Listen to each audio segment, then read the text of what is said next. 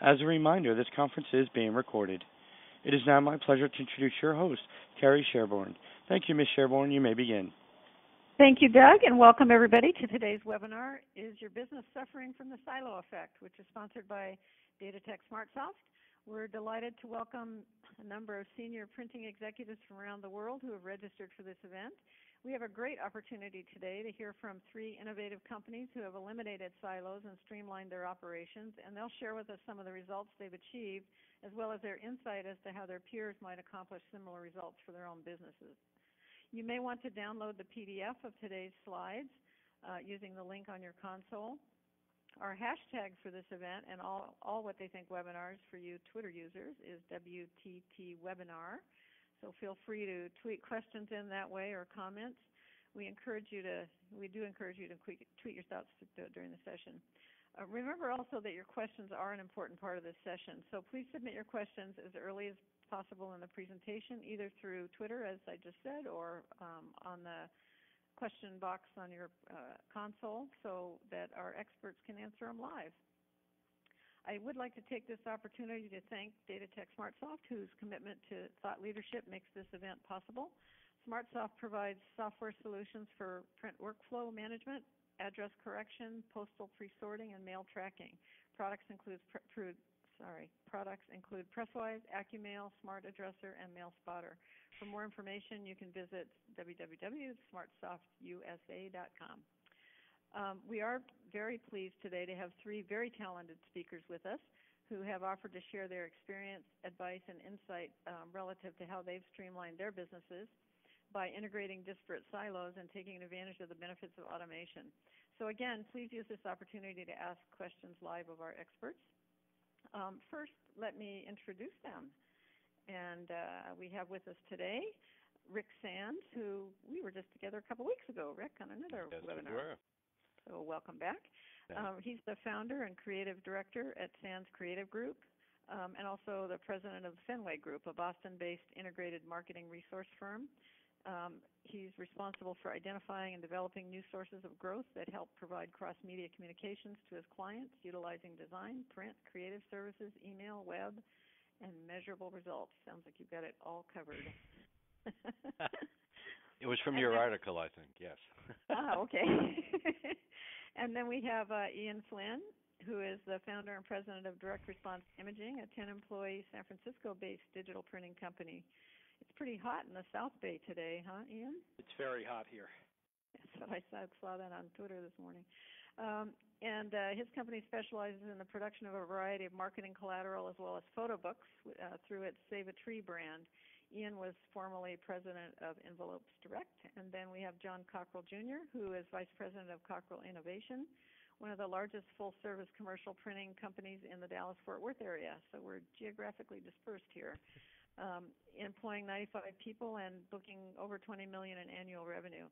After starting his career at his family's business, Cockrell Printing, John raised financing for and launched the Innovation Group in 2003 to focus on digital printing. After growing the business over 400% in 4 years, he brought the two companies together in 2008. So we have quite an elite group with us today. What I'd like to do is start with having each of them give you just a little brief overview of their companies, and then I'm going to talk a little bit about what we mean by the silo effect. So, Rick, you want to go ahead and talk about the Fenway Group and Sands Creative Group? Thanks, Carrie. So we're one of those print companies, and if you were on the webinar a couple of weeks ago, we were talking about how utilizing some of the newer technologies has allowed our company to transition from being more of a parochial print company to a marketing resource company and provide a wider number of services. Within that strategy, we realized about a year and a half ago that we really needed to work more intelligently ourselves. Our company began in 1993 doing graphic design. I bought into, with a partner, a Minuteman franchise, and we still have that franchise to this day. We were using a magnetic whiteboard, as it says here, and we were an early adopter with some of the canned websites offerings that had some limited web-to-print capability. What would happen with that is we would get an order from our web-to-print capability, and we get quite a few of those at this point after 8 years. We'd get an email notification. We'd then have to download from a link. Our CSRs would then take that order. They would enter it into our MIS system, which we had through our franchise. The two systems did not speak to one another. They'd print out the email. They'd print out a work order. It would go to a production manager. It would then go either to pre-press or go to one of the designers for work, and then go back to the CSR, go back to the production manager, and maybe then go over to the production side if everything was running well. For us, our sphere is we deal with a lot of the hospitals here in the Boston area. One day, one of our clients rebranded. They had 6 hospitals, and we got more than 400 business card orders in 1 week, and we had to do that whole scenario manually. It was riddled with errors. It was nothing went smoothly, and it was really that was the day we decided to start breaking down some of these silos. When I was thinking about that for this presentation, I was thinking about how work used to come through, and I came up with this quick little flow chart, some of which I just described. Right now, we are using a couple of different web-to-print solutions, both of which integrate with our MIS system and workflow system, which is PressWise. It's able to take these feeds in through either what we manually set up, but the beauty is really when it's coming in from one of these web portals, the job's coming in, it's checking the artwork, it's writing up the work order, and it's putting the file into the right place in our production queue, and it actually skips all those steps along the way and can technically go right into production. We're still a little ways away from complete lights out sort of operation, but we've already streamlined our operation rather significantly. We just found out, just to quantify this for everybody, and when we did it for ourselves yesterday, we were sort of blown away. We looked at one of our hospital accounts, and we get an average of 161 online orders to this older portal a month. And if it takes us an average of 15 minutes to input all this stuff manually and run it around the office, that means we're picking up an average of 40 hours a month of freed up CSR time. And I find that rather compelling. That's huge. So that was a big eye-opener for us and hopefully for others. And with that, I will let you all go. Okay, John, you want to tell us a little about your company? Will do. Thank you. Just to provide a little bit of brief background about innovation, like was mentioned earlier, we were a combination of two companies coming together, and actually we integrated the two companies in 2009, and obviously you can imagine we had separate workflows for just about every single process that we did, from offset to digital and now also large format. So it was a little bit of a task trying to integrate all that together. A little bit of background about the company. Obviously right now, located in Fort Worth, Texas, it is a family-owned company. I guess right now we consider it about the second and a half generation, depending upon who you talk to, with revenue around $20 million. Primarily, we work with retail and franchise organizations, as well as any other types of company that has a very dispersed workforce. So I'd say any sales-driven organization like a pharmaceutical company or anybody that employs just a lot of people that are spread out, and obviously they need to find ways to distribute their product across the globe. Like any other printing company, we've spent quite a bit of time trying to define who we are and what we do, rather than just say we print things. And so we kind of like to back into it really just by talking about our philosophy. Pretty much everything that we do is designed to keep our customers moving. Really, we do that to help them save time, connect with their storefronts, connect with their customers, and we accomplish it through print, mailing, fulfillment, e-commerce, and also marketing services. So with all of those moving components, we really spent quite a bit of time a couple of years ago trying to figure out how we could make that flow through our organization.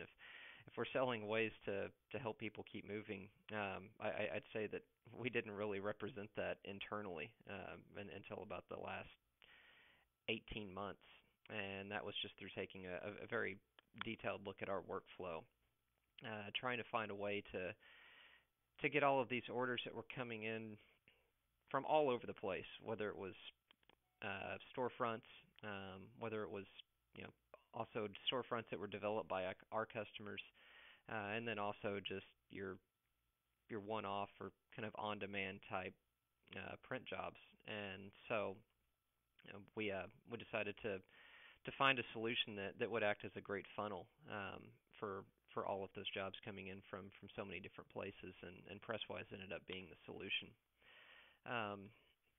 So then moving just a little bit deeper into our organization, just kind of an overview of how everything flows together. So much of what we do is driven by e-commerce. It's pretty much our goal to be able to accept most of our orders through some kind of storefront, or at least setting up a storefront for a customer, or at least an automated way for them to submit orders. And so even if it's I guess non-traditional print activities like marketing automation or other creative services, everything flows through that funnel, and then ends up going through different channels of production, and then finally, obviously, being able to analyze the effectiveness of what we're doing for those customers. So, really just kind of in a nutshell, with so many different moving parts, that we definitely had to have some kind of solution in place to make sure that things didn't get lost in the flow, and that's why eliminating those silos was so important for us. So just definitely looking forward to sharing some of that information today. And that's about it for my spiel, Carrie, so I will let us move on. Hi, I'm Ian Flynn. I'm the owner and founder of Direct Response Imaging. We're here in San Francisco, California, and we're a smaller shop. We've got about 10 employees, and we're primarily, at this point, a digital printer. My background is commercial direct mail, envelopes, bigger four-color jobs. And about 10, 12 years ago, we saw the handwriting on the wall. Fewer big jobs, shorter turnaround times, and we decided to jump in with both feet in 2005 when we bought our first digital press. So as the run lengths decreased and the turn times decreased, we discovered that having 10 or 12 different touches for every job was going to make it impossible for us to be profitable and efficient. So that's when we, I think about 3 or 4 years ago, we decided to make the plunge and just change the way we do all of our work. Our customers are primarily in they're print brokers, they're designers, they're other printers, there's some mid-sized businesses, and we deal with them. We take orders from them in a number of different ways. We get one-off orders, we get website orders. We've had a couple of different website solutions that we've offered over the years, and we're trying to consolidate all the ordering and all the jobs under one roof, which is the PressWise MIS system. And that's worked out pretty well for us. We've eliminated lots and lots of duplicate activity by using this MIS software. So that's most of what I have to say to introduce myself. Okay, great. Thank you. Sure. And it's not going to help too much if people can't hear us, but we have been having a little problem with the audio. Our vendor is working on that. I'm assuming that you'll be able to go back to the archive and get the full story of anything you missed. I apologize for any inconvenience on the sound issue.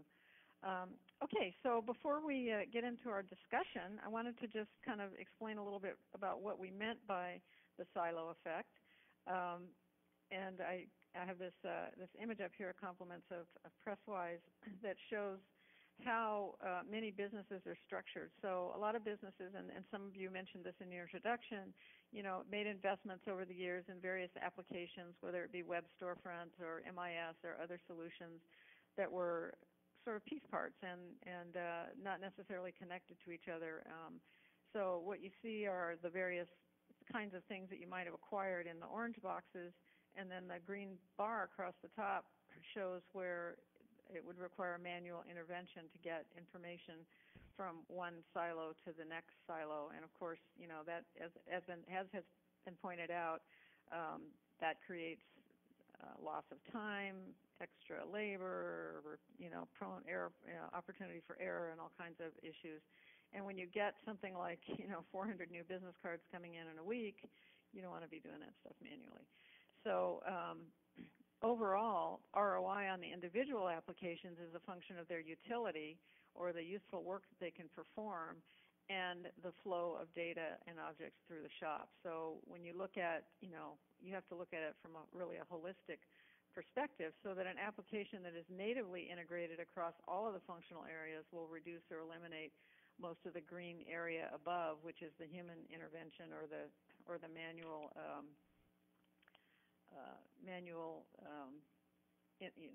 actions that have to be taken. And then if you take a look at the sort of preferred workflow or the ideal state, what you see here is a lot of that human effort or manual intervention, or all of it, and near lights out, goes away. So what you have is jobs and data flowing quicker through the shop, as our speakers have already said they're experiencing. Your overall ROI is increased for the existing application. So you may be getting a payback. If you looked at a storefront by itself, but the payback is going to be even better when you look at it as a whole holistic integrated system. And then the jobs that come through your shop become more profitable as labor costs per job are reduced. Customers are happier because cycle time is reduced and everything works great. So you have also, if you have a single interface where you can have one point of visibility into the workflow, that also helps. So you don't necessarily have that magnetic whiteboard that Rich talked about up front. So hopefully that gives you a little bit of background about the issue that we're discussing today. And I do have a message here that the archive will have the complete audio. So there was a problem at the vendor, and they've actually fixed that now, and we should be good with the audio for the rest of the event here. But you will be able to go get the beginning of it from the archive. And thank you for sticking with us through that. So I wanted to just really start this discussion with our experts here. And all of you have sort of talked in a general way about how you've gone from silos to less silos or no silos. But maybe we could just talk specifically about some of the pain points that led you to go out and look for a solution. I know, Rick, you already had given us some pretty significant detail. I don't know if you want to add some more to that thought, and maybe which silos were really the biggest problem for you. One of the interesting attributes or problems within all of this, or another way to put it more positively, one of the opportunities, I think, and I'd be curious to see what the other presenters say, is it became a paradigm shift for us to move even into the discussion of workflow automation.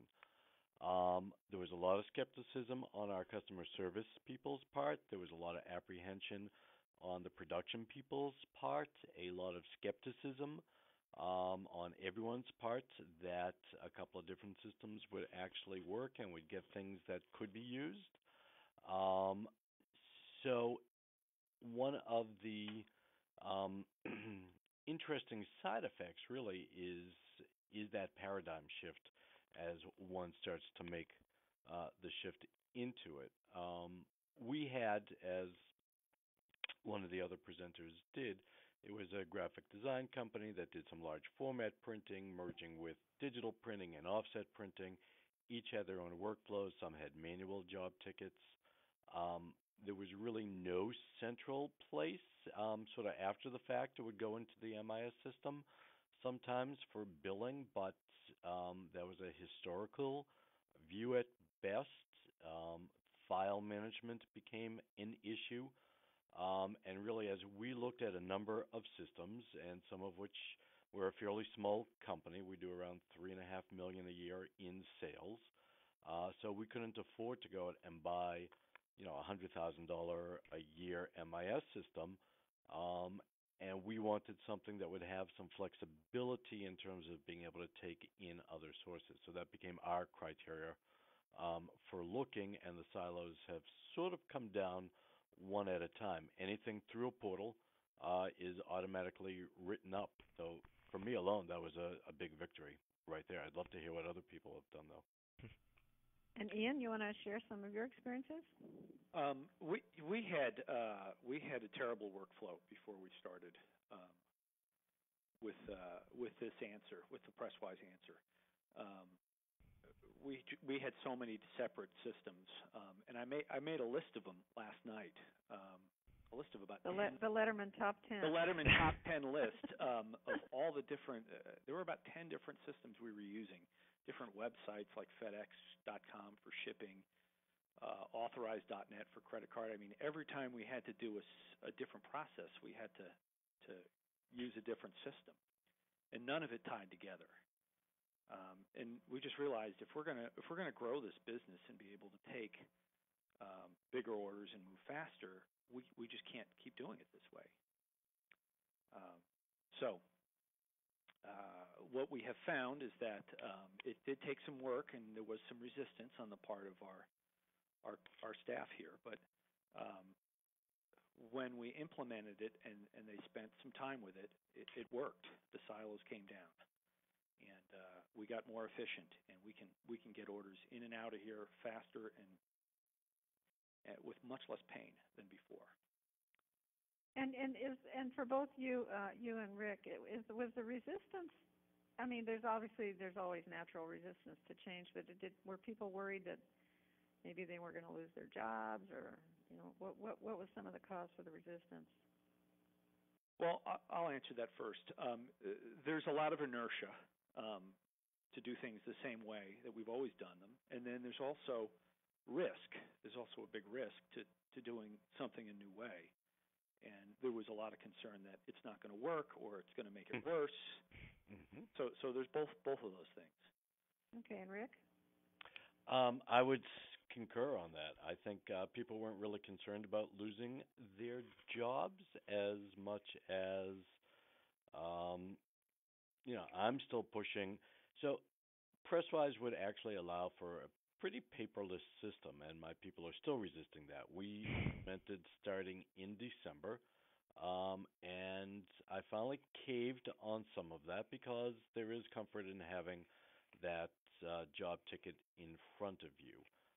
As we look to increase that, I'm hoping to slowly wean people off that because, and I actually bought the production manager an iPad, and it's pretty neat to be able to see your stuff no matter where you are and when you are, which may be an interesting segue. I think you're going to get into whether, and I know it's an issue for printers in general, about having their MIS systems in the cloud or have it reside locally for them. So, right, and one of the other issues with the paper job tickets is they may not have the latest information. Correct. So I think that's strategically our first step, is to use the ticket to drive them then to, right now our production people spend most of the day in their production queues within the software because through the workflow software, it's also taking care of the impositions that we've set up, and it's really helped to streamline the operations. And one of the other paradigm shifts while I'm at it to talk about is through this software, we think about what we produce differently and how we produce it differently. It's a little more, my analogy has been the Cheesecake Factory, that we have a certain number of raw ingredients. We have paper, we have ink, we have different presses, and different processes. And from that, we're now developing a menu of more commonly done things than we thought of before. And through the help of the workflow automation and some of the built-in tools with this software, we're able to identify like products and really move things through the shop a lot more efficiently. And I think, Ian, you haven't weighed in on this, right? I did. Oh, you did. Okay, so it was Risk John. and inertia. Yeah. Yeah. So, John, tell us a little bit about your situation in this regard. Did you find the same thing? Did you find the resistance to change? And I can't say it was resistance to change. I just remember sitting back and kind of watching the chaos for a while, and just the amount of effort that we had to go through to produce things, and it was terrible. Just looking at the way in which a job was created. So the information comes in, they create a job ticket, goes through pre-press, goes to a server, goes to press, goes to ship, and then we also had about 3 billing cycles, because it'd end up in accounting somewhere, and then it'd get spit back to the sales rep, and then there'd be a change, and then it just kept on going back and forth, and it was just, obviously that's not good. It creates a bit of a cash crunch, because instead of billing jobs immediately, they may be sitting around for 10, 15 days. okay.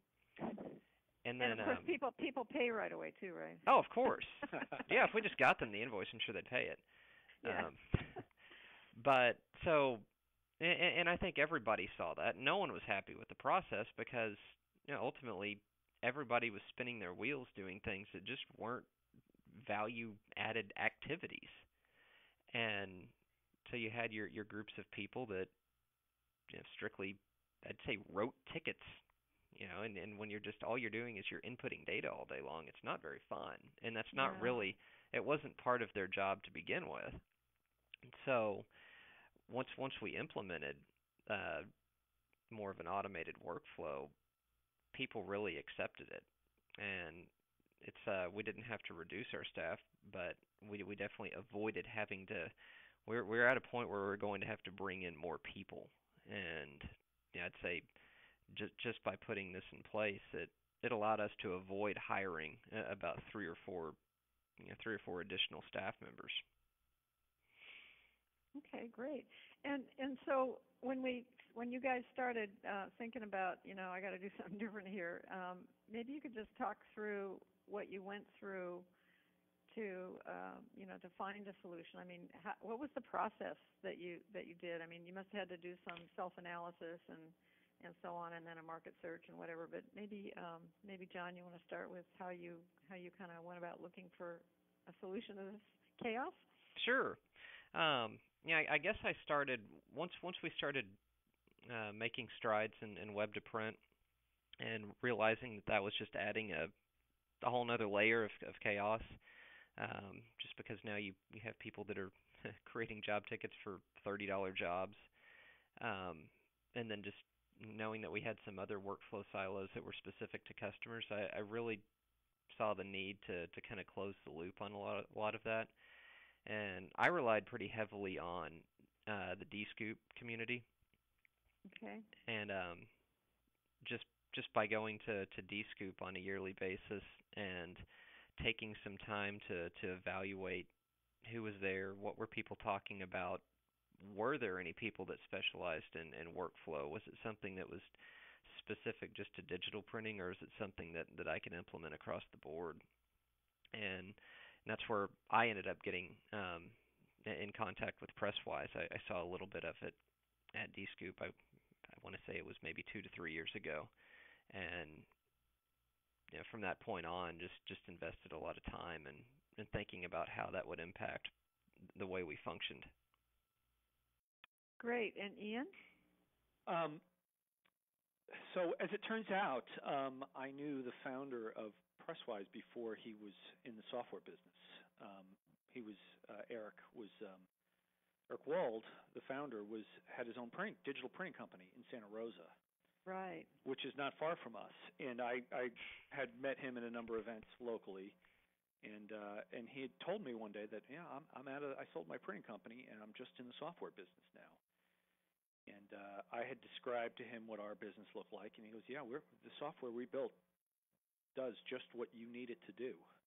And I was very skeptical and averse to risk and didn't want to spend a fortune, and did my research, my homework, looked around, and decided, well, he's got a great entry point price, and if it doesn't work out, well, it's a risk I can take because I can't keep doing things the way we're doing them.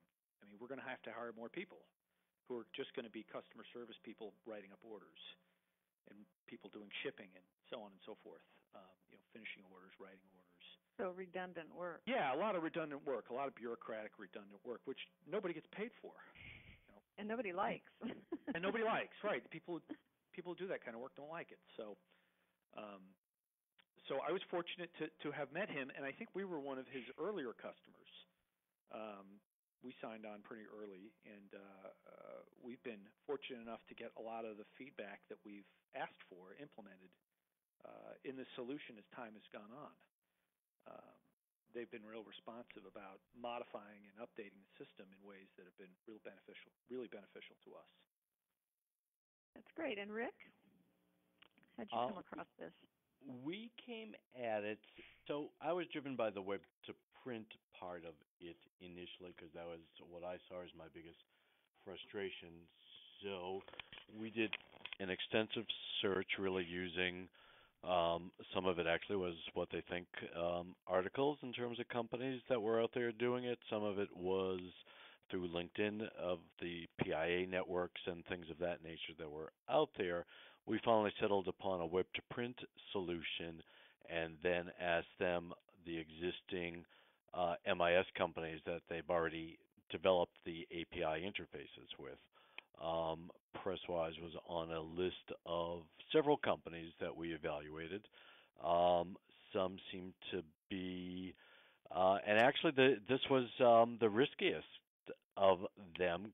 I would dare say that the others were more offset-driven than PressWise was with it, and half our business is offset, so I was a little apprehensive, as were others here, about my solution or my suggestion, but I prevailed because I did see the opportunity for us to make a bigger paradigm shift, and I was actually looking for that so that we'd stop thinking of ourselves in some of the silos that we thought of ourselves in as well. This is the print side, this is the design side, and all of that. So we're actually trying to work it in a more integrated fashion all the way through, and this has helped us accomplish that to some extent. And we do have a question from the audience that I'm not going to actually address here because we usually don't get into pricing on these discussions, and of course pricing for most solutions varies depending on a lot of variables within the deal. And so what we'll do is have contact information at the end of the presentation. You'll have contact information for all of the presenters, and you can handle that question offline. Just wanted to do that. And then I think Rick, you brought up the issue of cloud, and I just wanted to kind of get a feeling from you guys. I assume that you're doing, or at least you started out with cloud-based, with a cloud-based situation, and how you felt about that. There's still a lot of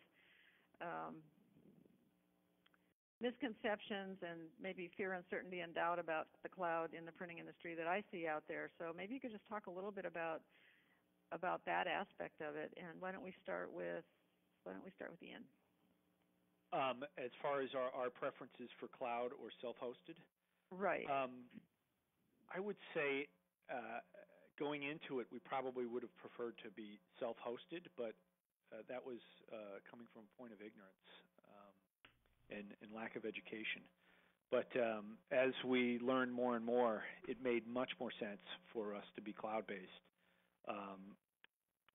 And why is that? For several reasons.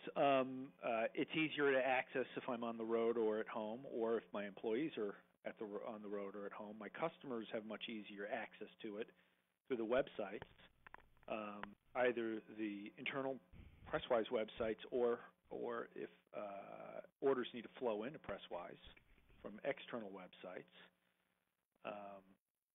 And we just didn't think we could do anywhere near as good of a job hosting it ourselves. I mean, we're not in the software hosting business, so it's really not what we do.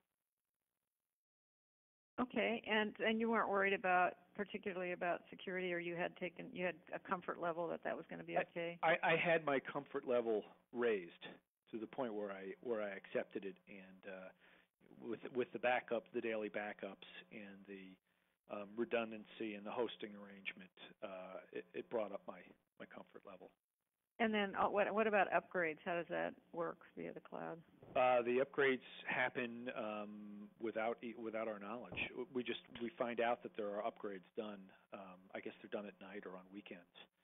But, right. So you don't have somebody like messing around with a server on site and having to deal with all that. No, they just happen, and there's just release notes telling us what's changed. We just need to keep up with the release notes when they're updated. And Rick, how about your situation with the cloud? I echo what was just said. I think it's older thinking that it needs to be on site.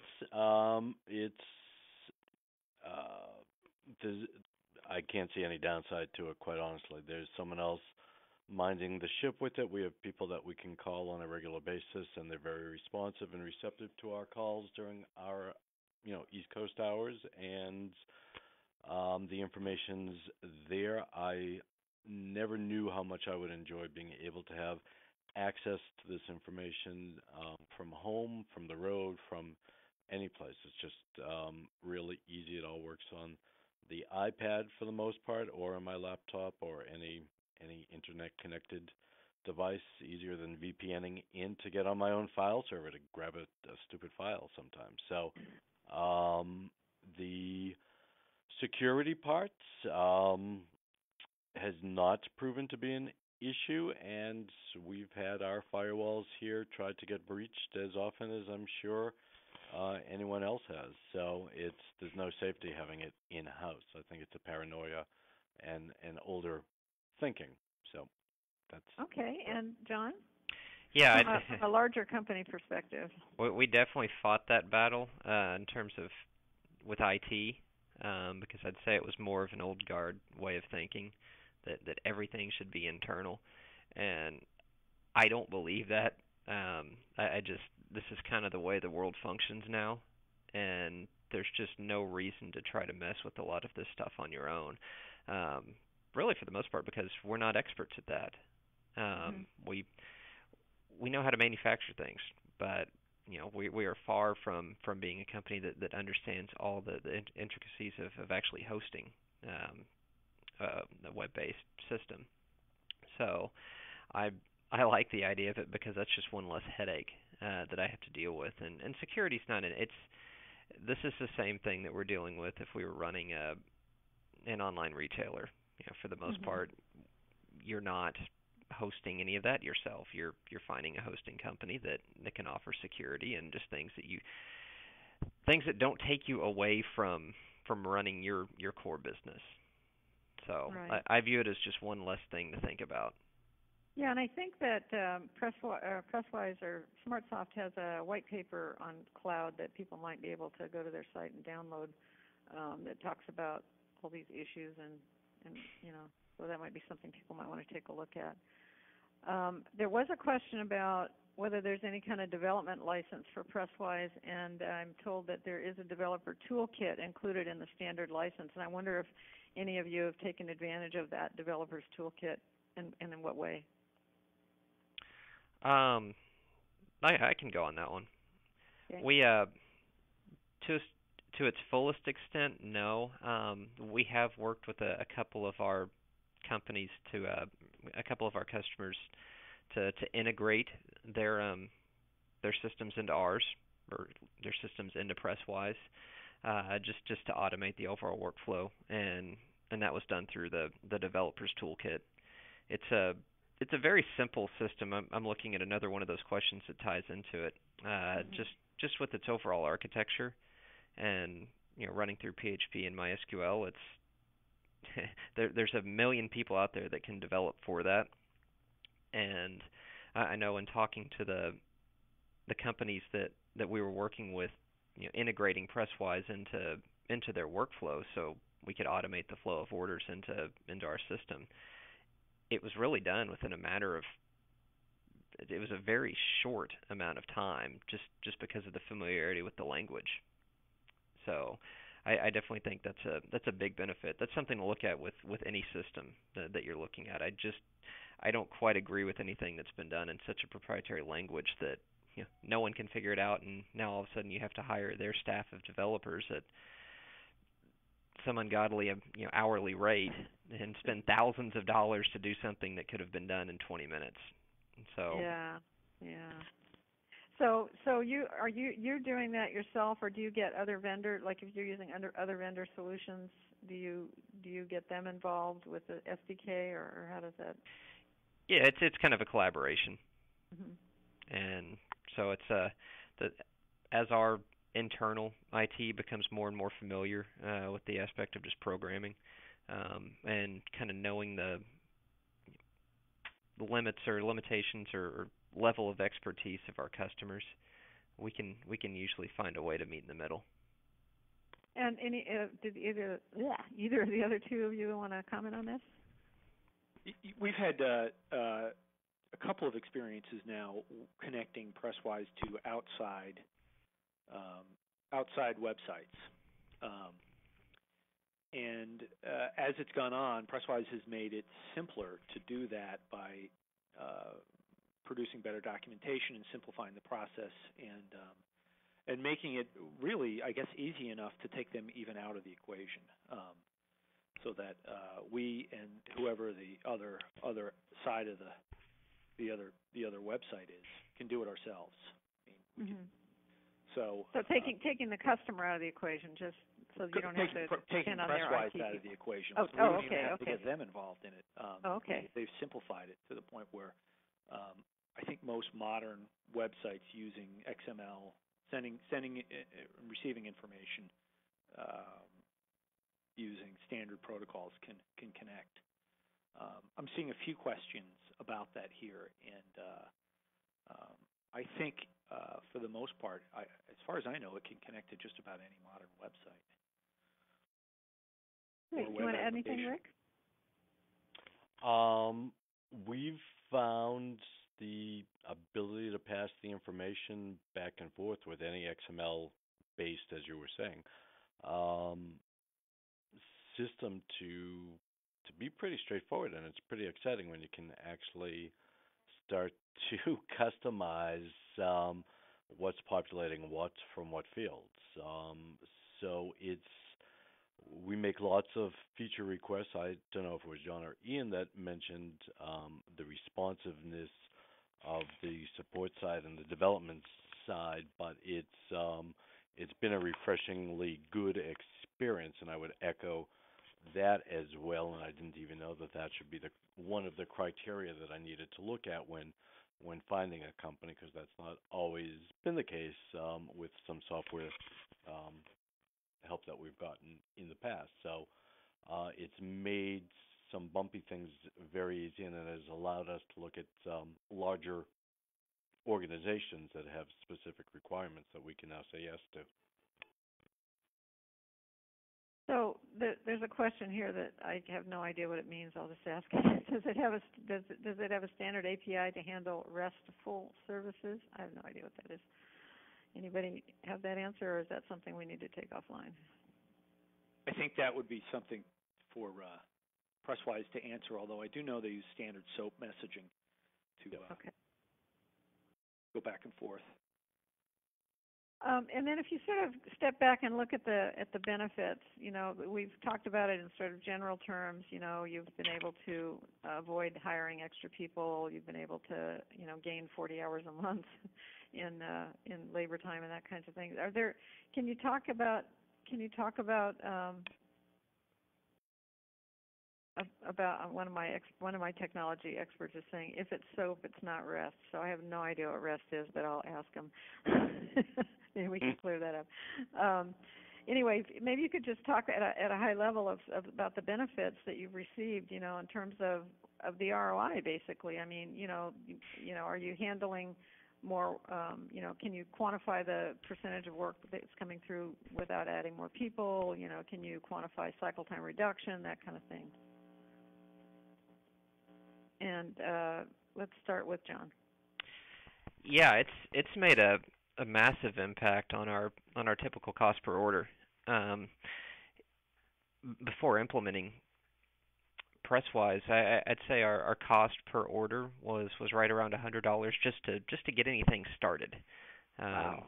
And if it's a $30 order, that's not good, is it? Yeah, that didn't really work very well. And now it's really even hard to calculate what that cost per order is because on so many occasions these things are getting batched with other orders, and so we've gone from really having a limit on that dollar amount to being able to look at just the material and time involved to produce the order, not to get the order even just started. And so that's a massive benefit. Obviously, all of the other benefits, like I mentioned, the dollar amount per job has drastically gone down, and that's something that that was happening regardless of what we did, and so we needed to find a way to be able to accept orders that could be as low as $30. Obviously, being able to run shorter run jobs. I'd say our average digital job used to be about 1,000 to 2,500 pieces, and now it's it's kind of all over the board. We don't do a lot of those on-demand type jobs anymore. I'd say now it's just it's a batch run of something that you might have 10, 20, 30 pieces in an order. But once again, they might be batched with 30 or 40 different orders at the same time, which was kind of another benefit of the system that we really didn't even. That's not something I was looking at going into it. But I'd say overall, it's changed the way we function as an organization. So instead of just being a very transactional job shop, we're able to offer workflow automation tools for customers. So we're not talking, we spend less time trying to think about how are we going to run this, what are all these things associated with it. It's more of just how can we fit these people into our system. So producing these items is as simple as it would be to send something to their, I guess, as easy as, or maybe even easier than sending it to their network printer. And Great. So it's drastically changed our sales approach and how we interact with customers. Okay, and Rick? We've found benefit all over the place, and it becomes a slippery slope. Once we started with some of the workflow automation, we went looking for an MIS system, and what we wound up with is really a workflow solution that has MIS attached to it, is the way I've described it.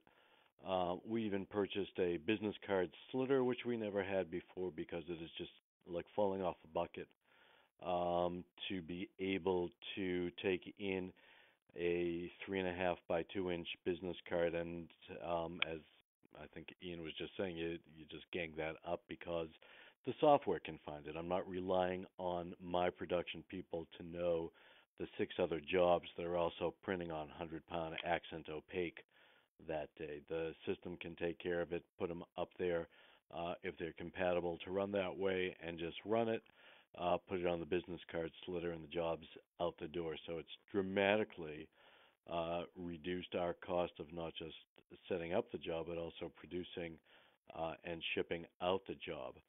I think one of my favorite stories out of this was it's an automated system.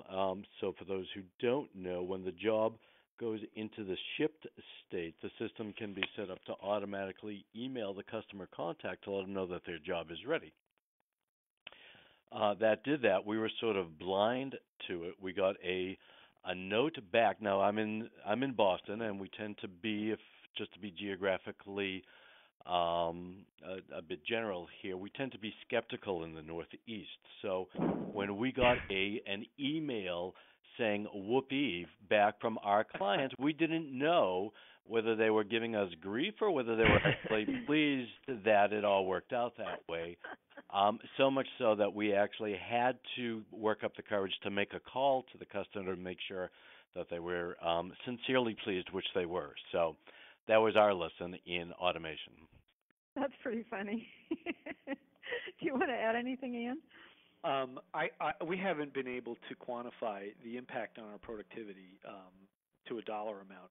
I would say that our order handling was probably somewhere in the order of $50 to get an order handled, and I'm sure we've lowered that by quite a bit for most orders.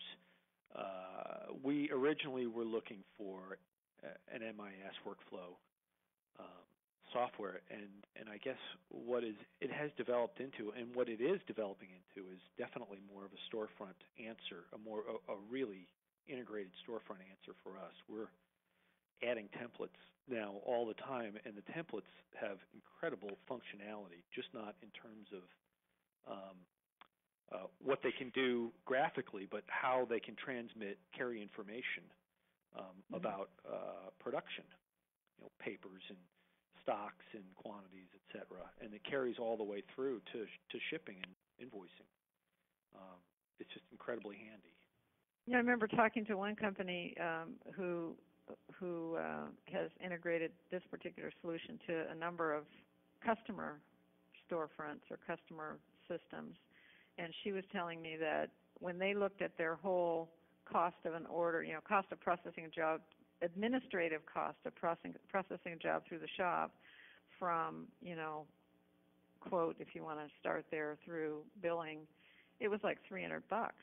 And so when you think about that, and they've been able to get that obviously way down, and on peak days they can process 3,000 to 4,000 orders a day. Woo. So that's and there some of the orders are $5. I mean, you don't want a lot of those, but if they're there. So one question for all three of you is, what percentage of your people are actually, would you consider IT people? I mean, do you feel like you have to have more IT people in this world that we live in today, or what's the deal there? You want to start, John? Sure. In terms of actual legitimate IT people, we have 3 that are on our staff. I definitely feel like you at least need some kind of capabilities on staff. It's definitely something that's changed quite a bit. I think we had a couple of people that at one point in time, pre-press was such a labor-intensive area, and as we started to shed people in that department, we started to realize that all of a sudden we were looking for people that had at least some skill sets with or familiarity with web development.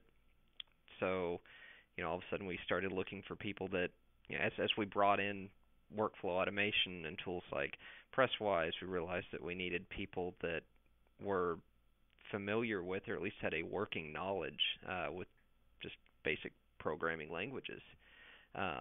Because if we were doing this internally, and at the same time if we're going out to our customers and we're pitching this kind of automation, and we're trying to essentially integrate their systems with our systems, then we needed someone, or at least a couple of people on board that could help to make that happen.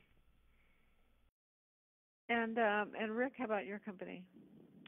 Our pre-press person and myself serve that role by day, and then we have a person on retainer for after hours. But because it's web hosted, there's really no IT requirements with it. It's as far as hands-on. The rest of it is just supporting our workstations in-house, which this particular software didn't change any of that part.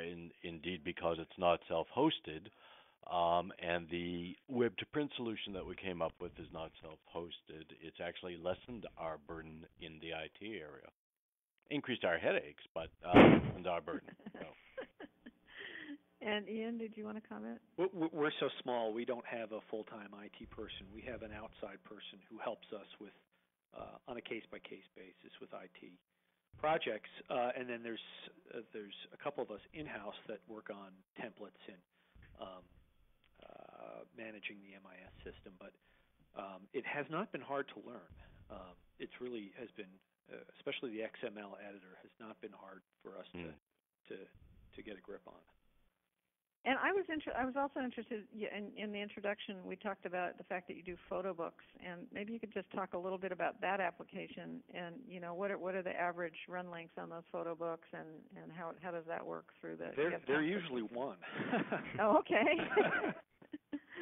We'd like them to be much bigger, but they're usually one book.